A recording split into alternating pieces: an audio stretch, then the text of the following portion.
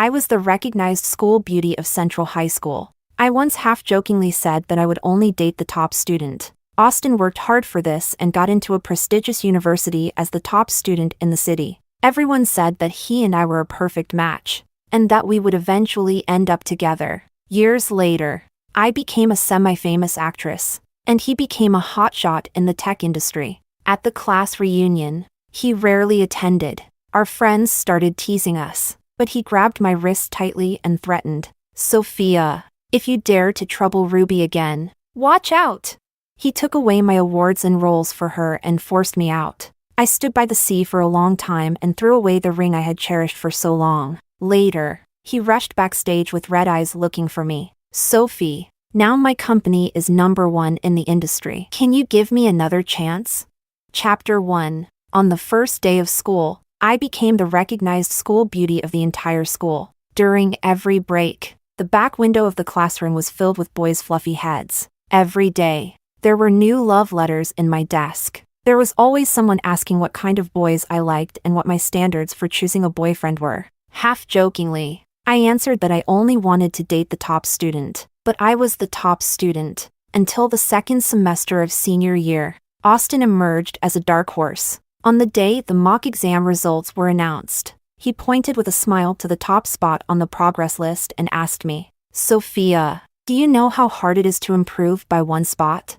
I didn't take a single day off during the entire holiday. I went through several rounds of real test papers from all over the country, almost going blind. After the college entrance exam, "I hope you will keep your word." Everyone in the grade knew that Austin was pursuing me. Almost all the teachers treated early relationships like the plague. But Austin was different. He gave his all to pursue me. Central High School was the best high school in our area, with comprehensive scores far ahead of the rest of the city. Being the top student at Central High School was almost equivalent to being the top student in the city. He sparked my competitive spirit, and I began studying hard with a vengeance. But sometimes, I had to admit, the explosive power of a smart boy suddenly working hard was not to be underestimated. Math was my weak point, and I maintained high scores by doing a lot of practice problems. But math was Austin's strongest subject. That year, he widened the score gap with me by solving the last big math problem in the college entrance exam and was admitted to a prestigious university as the top student in the city.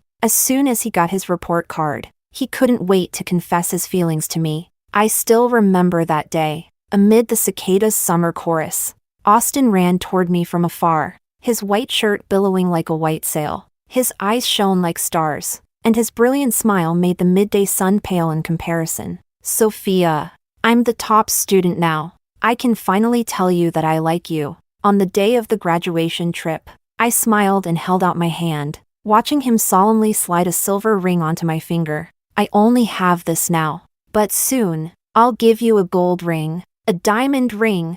Our classmates laughed and cheered, and his face turned as red as blood, his palms burning hot. I once thought we were the perfect match, a talented man and a beautiful woman. Until later, he fell in love with someone else. Chapter 2. Coming back to my senses, I found myself standing outside the private room of the hotel. Yes, today was the long-awaited high school reunion. My hand was on the doorknob, and just as I cracked it open, I heard my classmates talking about me. "Did you hear what the class monitor said? Both Sophia and Austin are coming today." Wow, that's rare. Speaking of which, they were really something back then. Yeah, especially that guy Austin. He got the highest score in the city and won the heart of the school beauty. Now he's the owner of a famous unicorn company. As for Sophia, she starred in a few dramas, but while the dramas were popular, she wasn't. Hey, why worry about her? With Austin,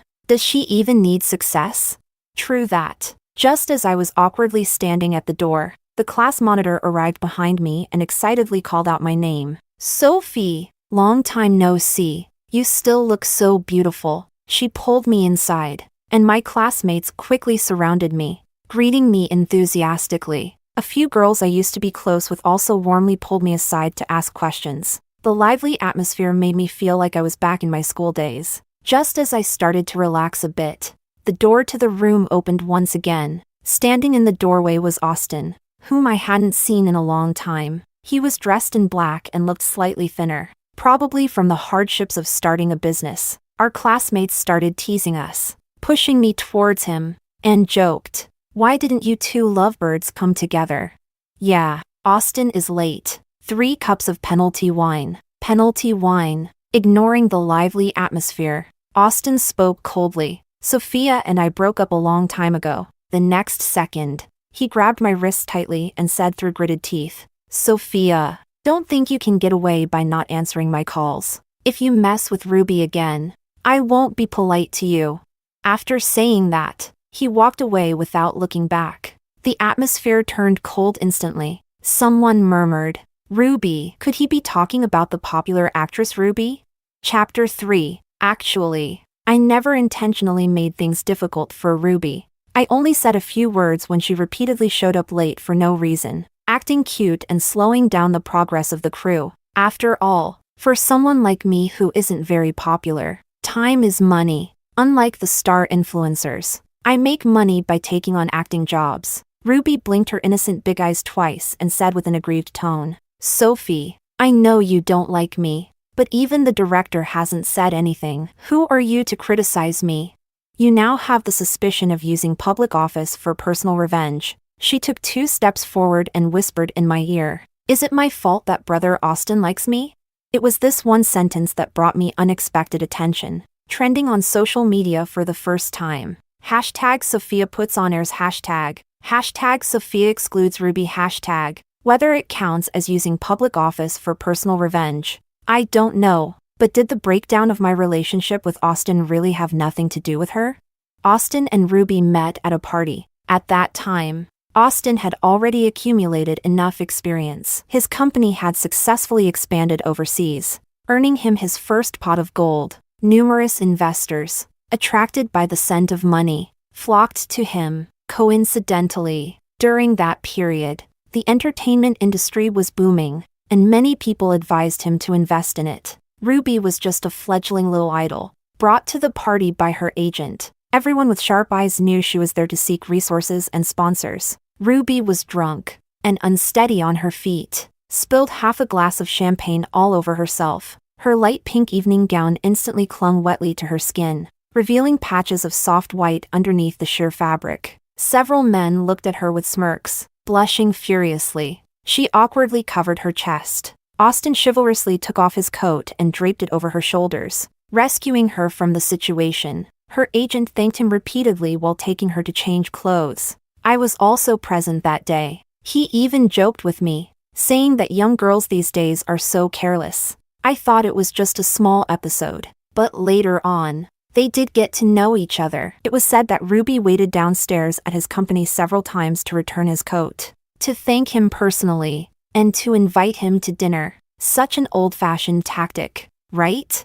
But men love this kind of thing. And Austin, being a man, was no exception. He said Ruby was young and naive, and he couldn't understand how someone like her managed to survive in the entertainment industry. He also said Ruby, being an idol, was just a pretty face with no acting skills. But when it came time to cast the female lead for the movie he invested in, he chose Ruby without hesitation. I wasn't in a hurry to express my opinion, and instead, I quietly watched him for a long time. "You seem to enjoy mentioning her lately." He turned away, a bit guilty, and said, "I just think she's had a tough life, venturing out into the world early on. She's somewhat pitiful. She's not like you, professionally trained and always excellent. Plus, I think it's important to give newcomers a chance." Ruby was indeed a newcomer, but I hadn't debuted much earlier than she had. Such noble-sounding reasons. "We're both smart people." Were his words meant to insult his own intelligence or mine?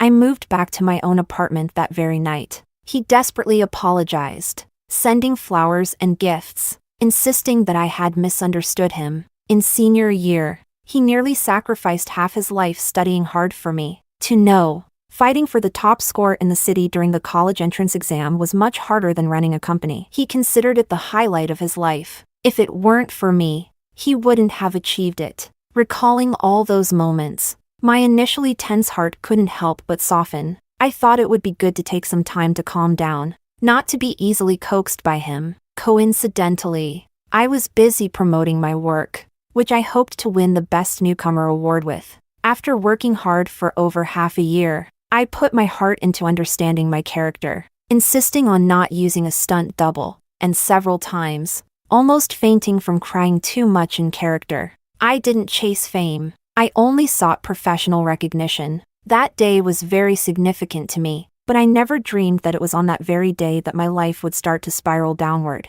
On the day of the awards ceremony, Austin didn't come. The Best Newcomer award, which I was determined to win, ultimately went to Ruby. When the host announced her name, the audience was in an uproar. It seemed no one expected it. The cameraman even gave me a close-up shot. I watched my disheveled and shocked self on the big screen, then looked at Ruby in her luxurious dress, smiling as she accepted the trophy and kissed it. Finally, I couldn't control my tears, and they burst out like a flood.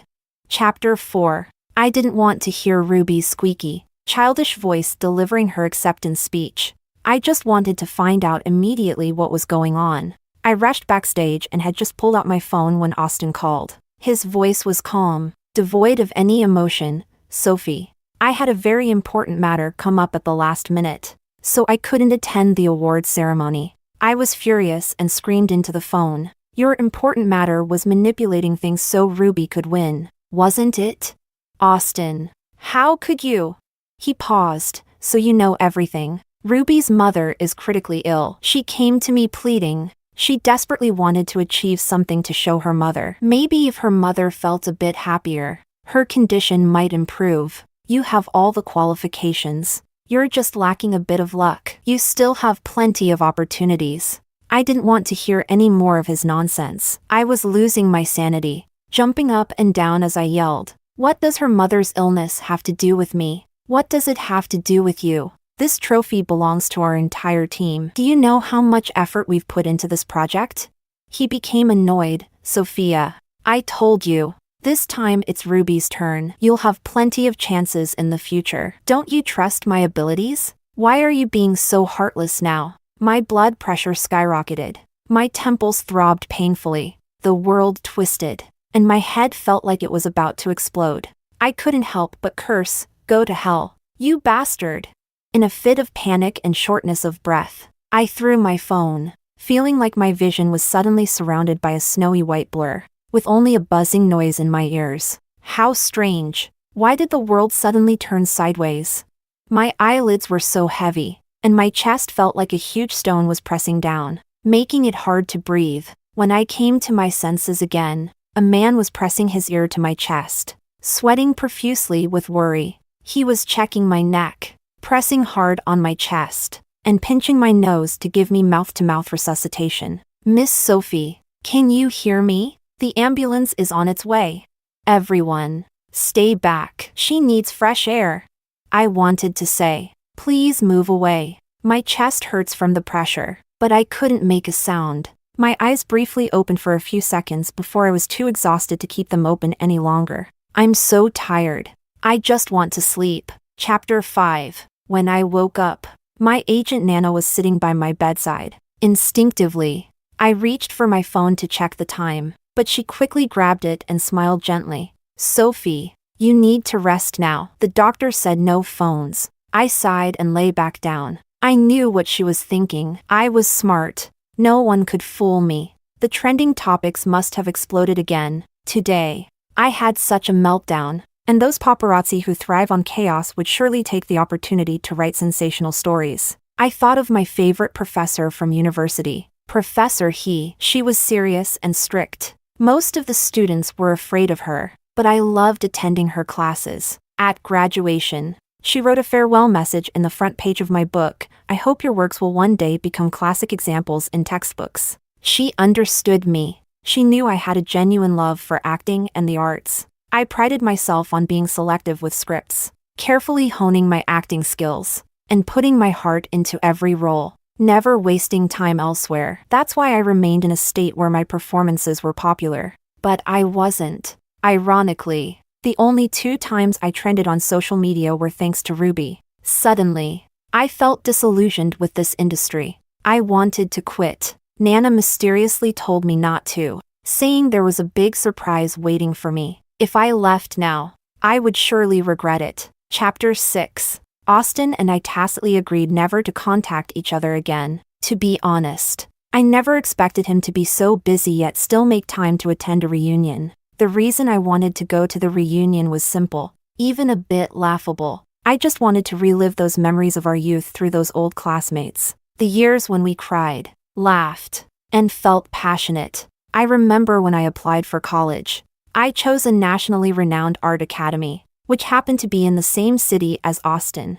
I had good looks and decent professional skills. And even before graduation, many production crews were reaching out to me. Austin was also outstanding as always. His projects frequently won awards in competitions, and he was soon selected by a major tech company. He celebrated my birthday by braving a blizzard in the capital, crossing half the city to bring me cake and gifts precisely at midnight. In the romantic candlelight, we kissed. I was so happy then, almost melting in his embrace. His kiss was tender and passionate. With my eyes closed, I silently made a wish. Sophia would be with Austin forever. But now, I know very clearly that those times are gone. That cheerful boy, that man who kissed me and told me I was the only treasure in the world, is gone and will never come back. The weather is clear, with the sky full of sunset glow. Today's sunrise was especially beautiful. I stood by the sea breeze, took off the ring I had cherished for years, and threw it away. Chapter 7. Ruby has become the representative figure of the new generation of starlets. She knows how to create topics and stay in the spotlight, handling every interview with ease and skillfully playing her cards. That innocent and clumsy persona she showed before was just an act. Who says she has poor acting skills? I always thought Austin was smart, but now I see it was my own blindness. When a reporter asked her how she felt about becoming a dark horse and winning the Best Newcomer award, she casually gave a polished answer, not missing the chance to take a jab at me. In fact, I stay pretty relaxed because true excellence doesn't need a trophy to prove it, but winning is a recognition of my abilities. And of course, I'm very happy. As for some people losing their balance over it and getting hospitalized, I think that's an immature reaction. Instead of trying to steal the spotlight, they should work on their acting skills. Always look for reasons within yourself. Have you really put in the effort? Why haven't you become popular? I went through entertainment news from a while ago. There were pictures of me yelling into my phone, and of me collapsing to the ground unconscious. Aside from a few who felt sorry for me, most were mocking and criticizing me. Big temper, small talent, fragile ego, can't handle not winning. She looks so ugly when she loses her temper. Aren't you all curious about who she was calling? Acting so arrogant? No wonder Nana didn't want me to see this. After fainting, I found out that I have a mild congenital heart defect. When I'm calm, I seem just like anyone else. But strong emotions can cause chest tightness and fainting. She was afraid of stressing my condition. But how long can I avoid it? Now, I'm undoubtedly the #1 blacklisted actress. I comforted myself, thinking even bad publicity is still publicity. Amidst the flood of insults, only one person with a verified profile picture stood up for me, fighting off the critics in the comments. The person looked familiar. I clicked on the profile. It was the man who saved me that day. His name is Noah, and he's also a newcomer actor. Chapter 8. Unexpectedly, I ran into Ruby again so soon. Clear Wind and Bright Moon was being adapted for the screen. This was the big surprise Nana had mentioned. I absolutely loved this script. I had been a huge fan of the original novel since its serialization. Every character in this book was vivid and full of life. During my school days, I followed each update closely, wrote countless long reviews, and spent my limited pocket money to support the author. Just to encourage quicker updates, I had cried my heart out holding the physical book on countless late nights. Upon hearing it would be adapted into a TV series, I excitedly told Nana that I would be willing to act in it even without pay. Nana predicted it would be a hit this year and used all her resources to secure a role for me. But Ruby landed the female lead, and I was cast as the supporting female character. Ruby arrived at the set every day in a nanny van, leaving right after her scenes were done, never staying a second longer. Sometimes, actors need to rehearse and practice their lines together, but she was always too lazy to cooperate. The ridiculous part was that since she was the lead actress funded by investors, no one would criticize her. One day, when it was my turn to act with her, she showed up late again. Filming summer scenes in winter was incredibly tough. Today's scene was an outdoor shoot. I had already finished my makeup and changed into summer clothes, even with an overcoat on. I was freezing. To make matters worse, Ruby delivered her lines haltingly, clearly not having read the script carefully. The scene had to be retaken over a dozen times, and the extras were getting frustrated. Faced with everyone's dissatisfaction, she had the audacity to tell the director and screenwriter, "My lines are too long and hard to memorize. Can you shorten them?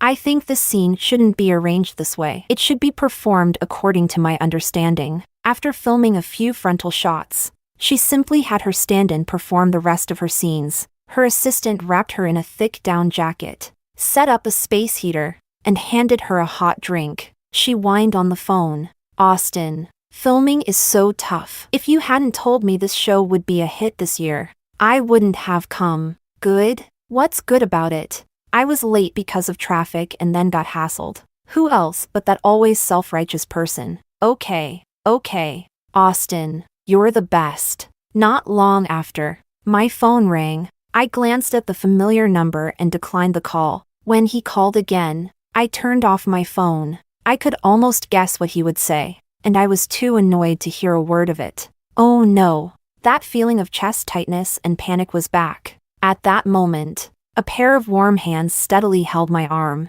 "Sophie, are you okay? You don't look well. Sit down and rest for a bit." Chapter 9. It was Noah. As a complete newcomer, getting to act in such a major production right after graduation means either he has impressive talent or an impressive background. He plays a supporting male role and has scenes with me, but his part comes later, and he just joined the crew yesterday. I took the opportunity to thank him, including his kind help the last time I fainted. For some reason, his face suddenly flushed a deep red, spreading quickly until even his ears turned bright red within a minute. Oh, that time. Don't mention it. I was there to watch the ceremony, and I didn't expect. I wasn't eavesdropping on purpose. The more he talked, the more confused he became, so he just shoved the hot chocolate he was holding into my hands and ran off. Oh, I get it. He must have remembered the mouth-to-mouth resuscitation and CPR. How cute. I suddenly felt like laughing and took a sip of the sweet hot drink, feeling half of my anger dissipate. Noah was incredibly serious, to the point of being almost stubbornly meticulous. When the director explained a scene to him, he practically wrote down every word, to avoid having visible breath on camera. He often held ice cubes in his mouth while delivering his lines. After a scene, his lips were red from the cold. Even though he knew his lines well, he still pulled me aside to rehearse them over and over. I had never met someone more dedicated than I was, but it was clear how much he liked the tragic second male lead in this drama. It seemed we were both die-hard fans of the original novel. The series quickly aired, using the currently popular web drama format, releasing 2 episodes every week. Unexpectedly, Noah and I, playing the crazy couple supporting characters, received rave reviews, even overshadowing the undisputed female lead, Ruby. Netizens praised us. "Oh my god. This crazy couple is amazing. They're like the Greek gods of sexual tension." Great. Even die-hard fans of the original novel are starting to ship this couple. Ladies, I have to say, even though Sophia has a fragile ego, her acting skills are really solid, and I've also become a fan of that new male actor. Meanwhile, many viewers kept complaining, the male lead's performance is mediocre at best. But what is the female lead doing? Apparently, Ruby found memorizing lines too difficult, so she cut a lot of her dialogue and turned the strong female lead into a weak character. Did she really deserve that Best Newcomer award? If someone with her skills can win an award, I'd be devastated if I were Sophia too. Let's be honest. Sophia is a top student from a professional acting school, while Ruby started working in the industry at a young age with little education. They can't be compared. Ruby saw the comments and threw a huge tantrum, crying in the set. After removing my makeup, I saw her eyes swollen and red from crying, whining into her phone. "I'm so sad. Can you come see me?" Chapter 10. Soon, Austin came to visit the set. Ruby hadn't arrived yet, so the staff politely let him wait inside. He ended up blocking my way. I told him he could wait for Ruby in her private lounge, but he had no intention of leaving and instead asked, "Sophia, I came to see you. Is playing hide and seek fun for you?" I took a step back and replied calmly, "Where am I hiding? Didn't we just see each other at the reunion? Besides, why would I hide? I have nothing to feel guilty about. I'm just really tired of you." Austin gritted his teeth and grabbed my wrist. "This is the first thing you say to me after months apart?" He threw out a news article with a photo of me and Noah hugging tightly. "Have you lost your mind? You just gained a bit of fame and now you're involved with some greenhorn. Don't you care about your future?" I glanced at the photo and laughed nonchalantly. "What I do is none of your business, Mr. Goo." His face turned white with anger. "I bought the news to keep it from being published this time. Don't let there be a next time." "What are you laughing at? Do you find this amusing? To think I always believed you were a smart person." I retorted without hesitation. "Thank you, but I realized a long time ago that you are a complete fool." The so-called news was just a single picture with an entirely fabricated story. Noah and I were simply rehearsing a scene. We were just very into our roles. The fact that people were fooled shows how convincing our performance was. Why wouldn't I be happy? But I saw no need to explain anything to him. He could think whatever he wanted. "Sophia!" Austin was trembling with anger. His handsome face contorted. "How could you find someone you like so quickly? What about our past? How could you treat me like this?" I calmly replied, "You look really ugly when you lose your temper. Since we've broken up, everything from the past is reset to zero. I don't know what you're thinking now, but there's no need to act like you still love me. That was all an act. I did it on purpose to make you mad. I was always the one chasing after you. You said you only liked the top student. You're a straight A student, and you excel at everything. But I'm a man. I need a woman's admiration and worship. It's exhausting always being your equal. I've worked so hard to reach this position. You could have relaxed a bit. But why wouldn't you rely on me? Say a soft word to me? Ruby shows her love for me. Acts cute. Pays attention to my feelings. She relies on me and needs me. Why can't you be like her?" His eyes were red as he vented his frustrations all at once. I forced down the lump in my throat and stared into his eyes. "So you used your influence to steal the Best Newcomer award that should have been mine? Is that also why you helped Ruby get the lead role in Clear Wind and Bright Moon?" He gasped and took a step back, clearly not expecting my direct confrontation. He didn't know that the original author of Clear Wind and Bright Moon was my university mentor, Professor Lin. That's why I loved attending her classes. When I brought the book to her for a signature, she wrote a serious message in the front page: "I hope your works will one day become classic examples in textbooks." Back then, several production companies were already approaching her for the adaptation rights. I knew this work would be adapted into a TV series long before Austin did. But I refused to use any connections or ask anyone for help. I was confident that my passion for the original work and my deep understanding of the character would ensure I succeeded in the audition. What I didn't expect was that Austin, for such ridiculous reasons, would use his influence to forcefully give the lead role to Ruby. Chapter 11. I will never forget the day the director apologized to me. He said that as a director, his say is limited. However, the original author was highly skilled, and the supporting female character was well-rounded and complex, requiring a capable actress to handle the role. He believed it was a captivating and deep character, and he had high hopes for it. I knew the director was being sincere, so I accepted the role. Austin's eyes were slightly red as he struggled to stabilize his emotions before asking, "I was just so angry. Why couldn't you be a little soft with me? Do you hate me and Ruby now?" To be honest, when I saw Ruby blatantly transforming the heroine I cherished into something unrecognizable, I couldn't help but detest her. But towards Austin, I shook my head. "I don't even care enough to hate you. Hate is still a form of emotion. Seeing you now, I feel nothing." In that instant, something seemed to shatter in Austin's eyes. He pulled me into his arms forcefully. "All right, Sophie, be good. I know I was wrong. Let's not fight anymore. From now on, whatever role you want, I'll do my best to get it for you. My company is about to go public on NASDAQ. Would you like to join me for the bell ringing ceremony? You always liked being number one, right? My company is about to be the industry's top. Can we start over? I struggled desperately to break free from his grip. I don't. Before I could finish saying want to, a force pulled me away from Austin. Didn't you hear Sophie say she doesn't want to? Get lost. When Austin recognized the man in front of him as the one from the photo where I was tightly embraced, he flew into a rage. He strode over and grabbed Noah by the collar. Noah was not polite either. With a flick of his wrist, he firmly twisted Austin's arm. Austin grimaced in pain, but his words remained harsh. If you don't care about your future, fine, but don't ruin Sophie's. She aims to make her mark in the history of sea country cinema. Noah laughed in anger. You have the nerve to talk about her future. If you truly cared for Sophie, would you manipulate things to give her award to someone else and take away her cherished role? Being the same gender as you disgusts me. Austin looked guilty. Seizing this moment, Noah kicked him to the ground. Then he took my hand and, with earnest determination, said, Don't think you're the only one who loves Sophie. I've loved her since college. My mom loves her too. Says Sophie is the best student she ever taught.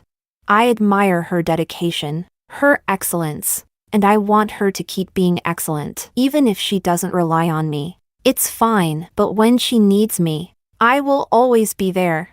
Austin sat dejectedly on the ground, tears finally rolling down his face. He murmured my name, pulling a dazzling diamond ring from his pocket. Sophie. You're the only one I've ever given a ring to. We promised to be together forever. I didn't look back. Nothing was worth remembering anymore. Just like that ring buried at the bottom of the sea.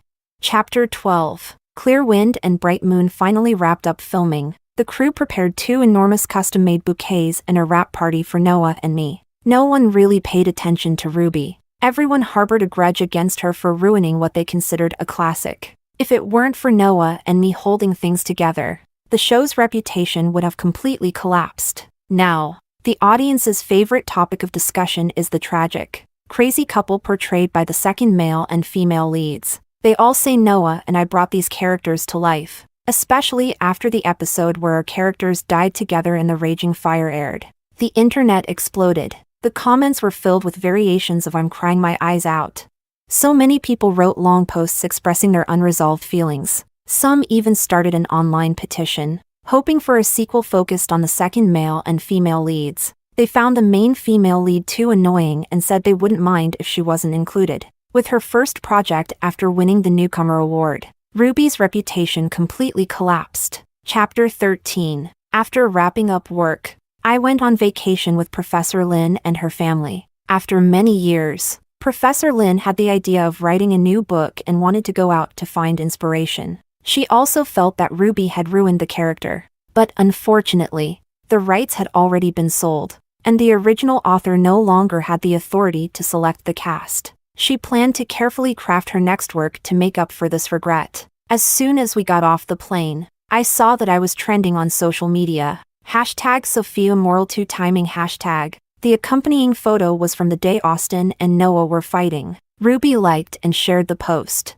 adding a crying emoji. This happened on set with no outsiders present, so it was obvious who was behind it. Professor Lin said that some people were jealous of my rising fame and popularity. As a mentor, she wouldn't interfere in her students' personal matters. Besides, she knew my character and wouldn't believe the baseless smears online. She advised me to enjoy the vacation and not let those people ruin my mood. Unexpectedly, before I had a chance to clear things up, my classmates spoke out. They posted old photos and videos from years ago. The video was a clip from a trip we took together during the summer of our senior year. Young Austin, holding young Sophia's hand with pride, made a big V sign to the camera. I finally won over the talented Sophia. Yay! It took so much effort to win her over. I'll never let her go.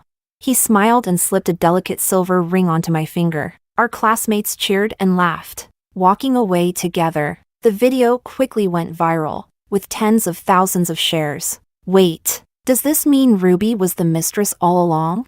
Ew, terrible acting and a worse personality. There's no saving her. Please let her career be over. I don't want to see her trending anymore. Netizens aren't fools. They quickly figured out the truth. So the previous rumors were spread by Ruby. Huh? The thief crying stop thief. Can we kick her out of the entertainment industry? Probably because she provoked public outrage. Soon her scandals were everywhere. This included her throwing tantrums on set, frequently being late, and making the staff and extras wait in the freezing cold. There were also reports that most of her scenes were done by a stand-in. She refused to memorize her lines, and she arbitrarily changed the script. A popular influencer and extra took the opportunity to release a video. In the video, Ruby could be seen having her assistant feed her while she rolled her eyes and said, "If I wanted, I could win a Grand Slam. Who dares say I can't act well?" I think these audiences just don't deserve good entertainment. If her professional skills hadn't already collapsed. This time her reputation and public image were utterly destroyed. She had previously managed her image well and had secured many advertisements and endorsements for quick cash. The breach of contract penalties alone would be enough to ruin her. Chapter 14. When I returned to the company after my vacation, Nana quietly told me that Austin was hospitalized. Hospitalized? My first reaction was to wonder if he was trying to create buzz for himself since his company was about to go public. Nana lowered her voice. "It's really scary. The incident happened right outside your building." "What?" I immediately became tense. "What happened?" I had gone on vacation right after the show wrapped, and not many people knew about it. Austin was deeply saddened by Ruby's online smears against me and the videos my classmates posted. He couldn't reach me by phone, so he waited outside my building every day. Meanwhile, Ruby, entangled in lawsuits and financially ruined, was on the verge of a mental breakdown. She blamed everything on me, so she took a knife and went to my place to seek revenge. She encountered Austin downstairs, who was watching the video and waiting for me. The two argued, and in her desperation, Ruby pulled out a knife and stabbed Austin. Austin never expected her to go so crazy. Caught completely off guard, he was severely injured. Fortunately, he had the money to hire the best doctors in the country, who managed to save his life. But he definitely wouldn't be ringing the bell for his company's IPO. His secretary has contacted me several times, asking if you could visit him. They said he regrets everything and hopes you would see him one last time for old time's sake. I waved my hand to interrupt her. "Nana, you know my heart condition. I can't handle bloody scenes, and I don't want to do anything unnecessary. The memories of that summer are very distant. That boy who ran towards me, his white shirt billowing in the wind like a white sail. I have long since left the past behind, ready to set sail on my own.